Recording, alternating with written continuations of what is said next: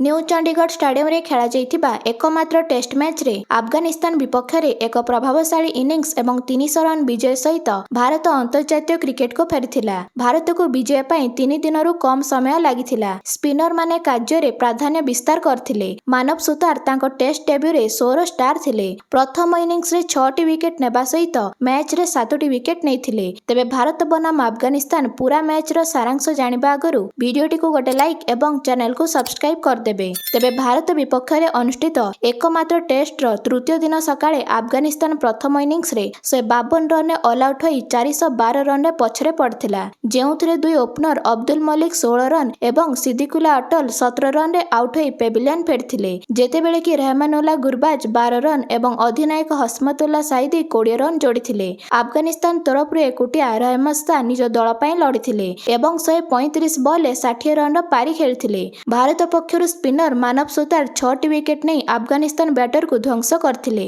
तांको साथ देथिले पेसर प्रसिद्ध कृष्ण एवं स्पिनर वाशिंगटन सुंदर। तेबे अफगानिस्तान फॉलोअन करबा को बाध्य होइथिला। से 36 ओवर 112 रन ऑल आउट होइथिला। जेउथरे भारत अफगानिस्तान नवम विकेट नेथिला। कुलदीप यादव मोहम्मद सलीम को बॉल देथिले जा खेलर शेष विकेट थिला एवं भारत 10म विकेट न नै टाई रे जीतिथिला। तेबे सराफुद्दीन अशरफ बैटिंग करबा को आसनथिले। 31 वर्षीय खेलाड़ी प्रथम इनिंग्स रे बैटिंग करथिले। डेब्यूटेंट मानव सुतार द्वारा आउट हेबा पूर्वरु से 32 बॉल 11 रन जोड़िथिले। तृतीय दिन रे बैटिंग करुथिबा समय रे ढाण हाथी बैट्समैन सराफुद्दीन ग्रोइन आघातर सम्मुखीन होइथिले जा कारणरु से अफगानिस्तान द्वितीय इनिंग्स रे बैटिंग करबाकू आसनथिले। जेतेबेले कि दल फॉलोअन करथिला तेणु अफगानिस्तान पाखरे खेलिबाकू केवल 9टी विकेट थिला जा फल रे भारत को साधारणतः 20 विकेट बदल रे टेस्ट मैच जितिबाकू 19 विकेट आवश्यक रहिथिला। तेबे अफगानिस्तान द्वितीय इनिंग्स रे ओपनर सिद्दिकुल्ला अटल 80 बॉल 42 रन जोड़िथिले। जेतेबेले कि रहमानुल्लाह गुरबाज 24 रन एवं रहमस्ता 13 रन करथिले। बाकी अन्य बैट्समैन 10 रन रु अधिक करिबारे फेल मारथिले। जेउथिरे वाशिंगटन सुंदर तांको घातक बॉलिंग रे 4टी बड़ विकेट चटकाइथिले। साथी रे स्पिनर कुलदीप यादव 3टी